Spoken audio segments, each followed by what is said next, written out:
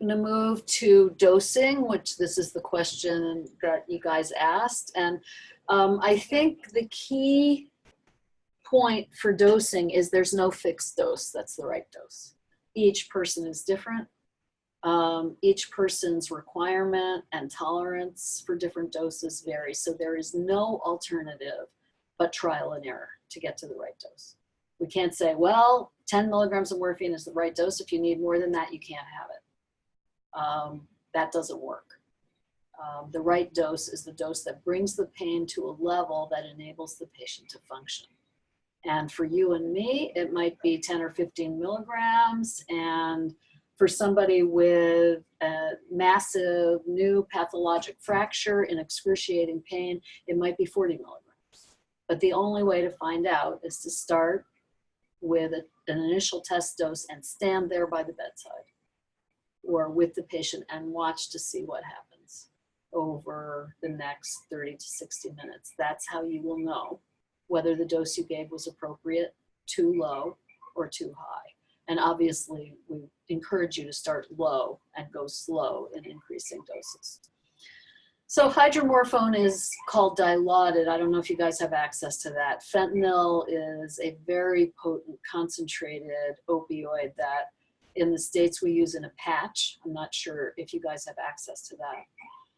Morphine is the standard opioid therapy and comes in pill form, in long-acting pill form, and injectable forms. And oxycodone is the active ingredient in Percocet, which is a combination of acetaminophen and oxycodone. The starting dose for somebody who's in significant pain for these drugs, and we're just talking about the oral, the pill dose, for hydromorphone or Dilaudid, 2 milligrams. Now, why is it so low? Because hydromorphone is 5 times more potent than morphine.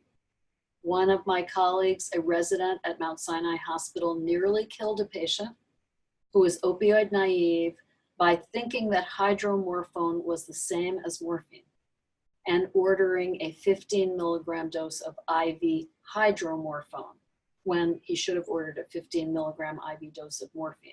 The patient stopped breathing because the resident did not understand that hydromorphone is 5 times more potent milligram per milligram than morphine.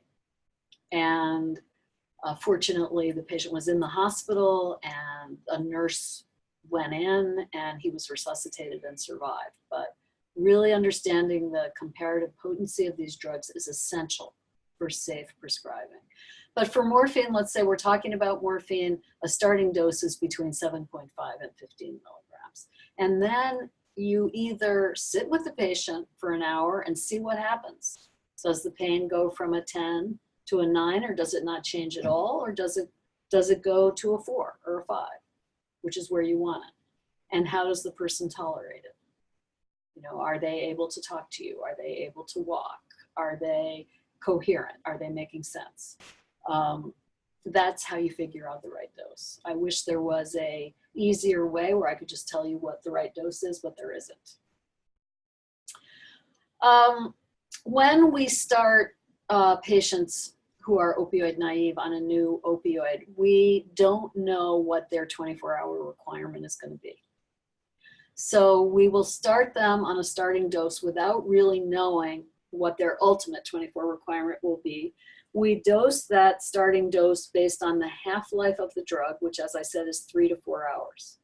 So say you give somebody 10 milligrams of oral morphine and they feel enough better. Their pain goes from a 10 to a 5. They're making sense. They're able to walk around your office. You then give them a dose of 10 milligrams, either every 4 hours around the clock, or to be taken when they know they're about to undertake an activity that causes pain.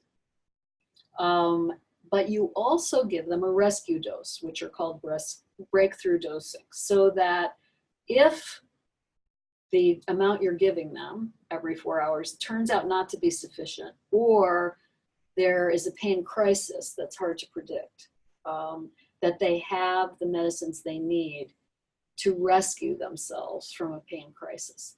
And you dose the PRN dose based on the time to peak effect. So it takes an hour for an oral dose to hit peak effect.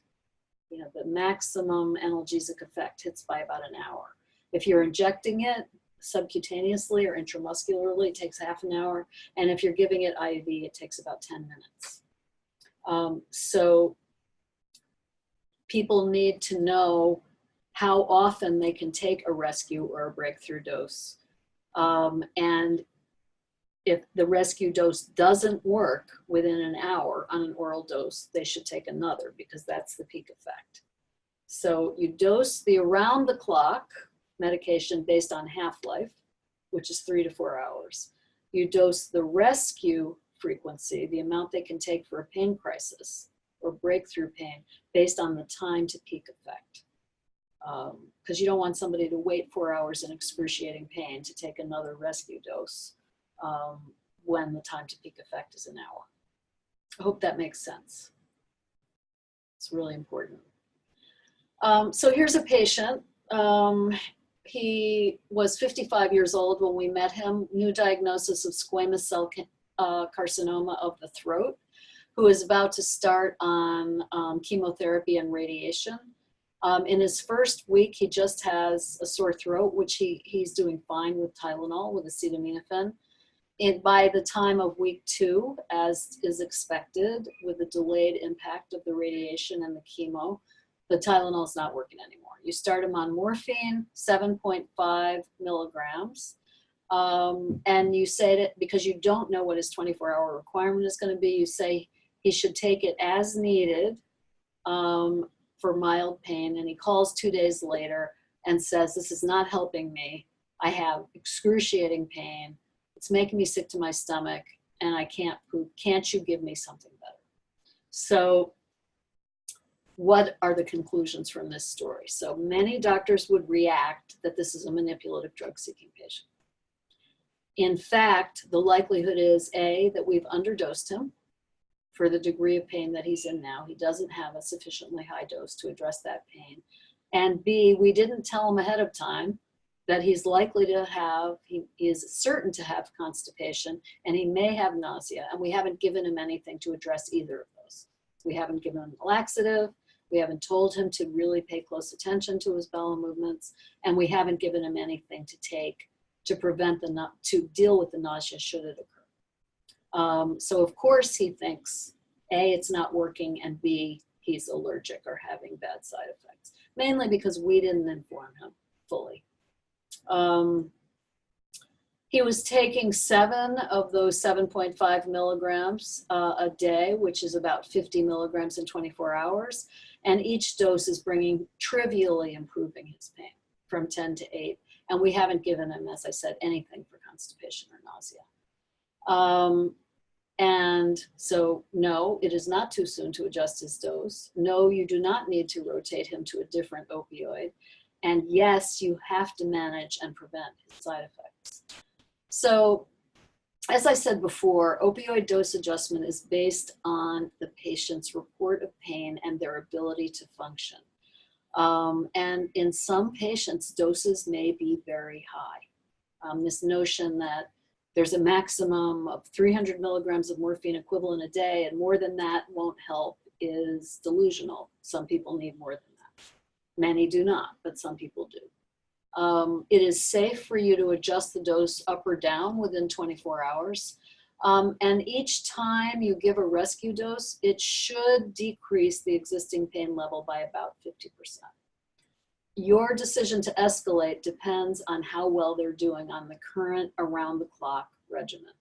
If the around-the-clock regimen that we were giving, 7.5 every 2 hours as needed, improved the pain by 30 to 50%, moderately or minimally, we would increase the around-the-clock dose by 30 to 50%.